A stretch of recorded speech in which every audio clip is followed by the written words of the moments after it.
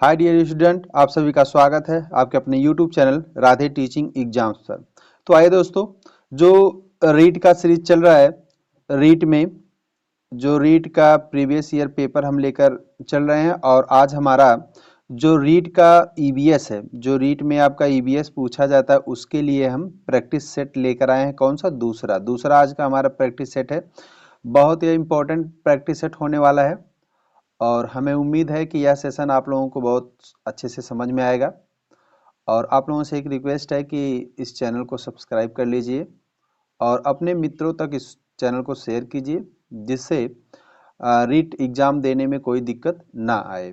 तो चलिए हम आज का क्वेश्चन स्टार्ट करते हैं। पहला हमारा क्वेश्चन है, देखिए पहले क्वेश्चन में पूछा है 61 नंबर से शुरू है, लेकिन ये ईवीएस का पहला क्वेश्चन है। तो इसमें पूछा है इनमें से कौन सा बंदरगाह पूर्वी तट का सबसे गहरा भूमिवर्ती पूर्ण रूप से सुरक्षित बंदरगाह है। तो 4 विकल्प है, इन चारों विकल्पों में से आपको चूज करना है। आप इसका आंसर जो है कमेंट में लिखिए, आपका क्या आंसर सही होगा। चेन्नई होगा कि ट्यूटिकोरिन होगा कि पारादीप होगा कि विशाखापट्टनम होगा। तो इसमें से कौन सा विकल्प होगा आप कमेंट में बताइए।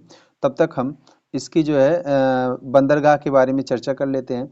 अगर हम बंदरगाह की बात करें तो बंदर क्या होता है, जेहन में आएगा कि भाई बंदरगाह होता क्या है। तो अगर हम बंदरगाह की बात करें तो बंदरगाह होता है समुद्र के किनारे बना वह स्थान जहां क्या हो जहाज और नावें सुरक्षित रूप से रुकती हों, वह क्या होता है? बंदरगाह होता है। यहाँ पर अब भाई काम क्या होता है? तो बंदरगाह में क्या होते हैं, जो यात्री होते हैं, यात्रियों और माल को जमीन से जहाज तक और जहाज से जमीन तक लाया और उतारा जाता है। अब हम बात करें कि बंदरगाह कितने प्रकार का होता है, तो बंदरगाह एक प्राकृतिक होता है और एक जो है कृत्रिम होता है। तो कृत्रिम के बारे में आप लोग जानते हैं कि जो मनुष्यों के द्वारा बनाया गया हो, और जो प्राकृत है जो पहले से मतलब प्राकृत के द्वारा बना हो, इस प्रकार के होते हैं। तो इसमें से कौन सा आपका विकल्प सही हो जाएगा? ए होगा कि बी कि सी कि डी? तो इसका हम आपको विकल्प बता दें कौन सा सही होगा। आंसर, इसका आंसर क्या होगा? डी सही हो जाएगा, विशाखापट्टनम सही हो जाएगा। अगर हम बात करें कि विशाखापट्टनम जो बंदरगाह है कहाँ पे है, तो यह कहाँ पे आपका पड़ेगा? ये आंध्र प्रदेश में पड़ेगा और यह जो है जो भारत का दूसरा सबसे बड़ा बंदरगाह है। अगर कोई पूछ रहा है कि भारत का दूसरा सबसे बड़ा बंदरगाह कौन सा है, तो आप बताएंगे विशाखापट्टनम। देखिए दूसरा क्वेश्चन है, दूसरे क्वेश्चन में पूछा है कि ग्रीन हाउस गैस के लिए सबसे ज्यादा उत्तरदायी है। इनमें से कौन सा गैस ग्रीन हाउस गैस प्रभाव के लिए सबसे ज्यादा उत्तरदायी है? ऑक्सीजन है कि कार्बन डाइऑक्साइड है कि नाइट्रोजन है कि हाइड्रोजन है? तो इसमें से कौन सा विकल्प होगा? आंसर इसका बताइए। कमेंट भाई आप लोग कमेंट में इसका जो है आंसर लिख दिया करिए। देखिए कमेंट में इसका आंसर लिखने से होता है कि आपको जो कमेंट अगर में आप आंसर लिख देंगे, जो आंसर सही होगा वो आपको जल्दी भूलेगा नहीं। तो आप लोग कमेंट जो है कर दिया करिए। तो इसका क्या हो जाएगा? आपका सही होगा कार्बन डाइऑक्साइड होगा। अगर हम बात करें कि ये जो कार्बन डाइऑक्साइड है, इसका कार्बन डाइऑक्साइड का प्रतीक क्या होता है? CO2 होता है। और अगर हम एक बात करें कि कार्बन डाइऑक्साइड उत्सर्जित कहाँ से होता है, तो आप बताएंगे कि जो वाहन चलते हैं उसमें से जो धुआं निकलता है वहाँ से, और घरेलू ईंधन से तथा औद्योगिक संस्थानों से ये कार्बन डाइऑक्साइड निकलता है। तो आपका विकल्प कौन सा सही हो जाएगा? बी सही हो जाएगा। 62 का बी सही हो जाएगा। अब 63 वाला क्वेश्चन देखते हैं। इनमें से कौन जल प्रदूषण का स्रोत नहीं है? इनमें से पूछ रहा है जल प्रदूषण का स्रोत कौन सा नहीं है। तो पहले हम जान लें कि जल प्रदूषण क्या होता है। जल प्रदूषण क्या होता है, तो इसमें क्या होगा कि जब किसी जल निकाय में हानिकारक पदार्थ मिल जाते हैं तो उसे क्या कहते हैं? जल प्रदूषण कहते हैं।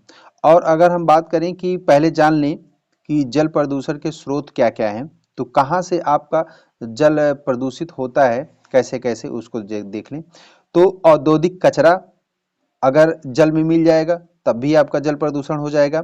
घरेलू सीवेज, खाद, गाद और खनिज तेल, जहाजों से जो तेल का रिसाव होता है वो भी अगर जल में मिल जाता है तब भी क्या है? जल प्रदूषित हो जाता है। अम्लीय वर्षा हो गया, उससे भी क्या होता है? जल प्रदूषित हो जाता है। ग्लोबल वार्मिंग के द्वारा और शहरीकरण, और अगर हम वनों की कटाई कर दे रहे हैं तब भी क्या होगा? हमारा जल प्रदूषण होता है। और भूमिगत कोयला खाने, ये इससे भी क्या होता है? जल प्रदूषण होता है।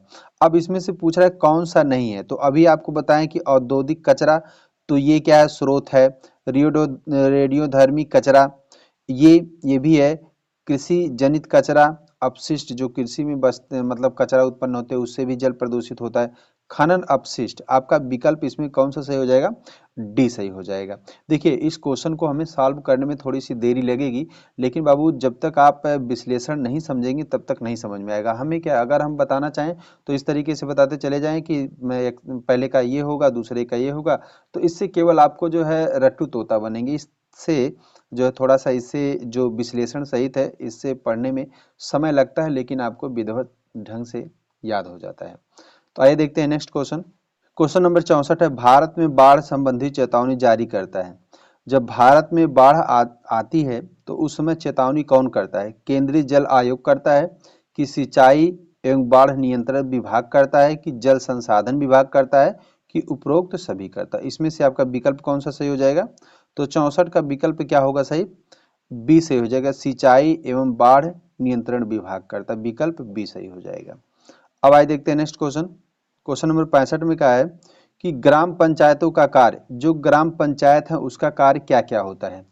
तो ग्राम पंचायत का कार्य क्या होता है, जल संसाधनों का रखरखाव होता है, कि स्कूलों का निर्माण करना, कि बीपीएल लाभार्थियों की सूची तैयार करना, इनमें से सभी। तो हम आपको बता दें कि जो ग्राम पंचायत है उसका कार्य क्या होगा, सभी होता है। जल संसाधनों का रखरखाव, ये भी सही होगा, ये भी सही होगा। स्कूलों का निर्माण, ये भी सही होगा। बीपीएल लाभार्थियों की सूची तैयार करना, ये भी सही होता है। तो आपका विकल्प कौन सा हो जाएगा, डी सही हो जाएगा। इसके साथ और क्या काम होता है, सामाजिक योजनाओं को ग्राम सभा स्तर पर लागू करवाना, ये भी उसका क्या होता है, ग्राम पंचायत का कार्य होता है। तो आपका विकल्प कौन सा सही हो जाएगा, डी सही हो जाएगा। और देखिए क्वेश्चन नंबर 66, क्वेश्चन नंबर 66 में पूछा है, पर्यावरण घटक के कारण उत्पन्न होने वाले परिणामी खतरों में शामिल है, भूस्खलन है, कि बाढ़ एवं सूखा, कि वनों में अग्नि दुर्घटनाएं, उपरोक्त सभी। तो क्वेश्चन नंबर 66 में क्या सही हो जाएगा आपका, क्वेश्चन नंबर 66 में बी सही हो जाएगा। क्या सही होगा, बी सही होगा, बाढ़ एवं सूखा सही हो जाएगा।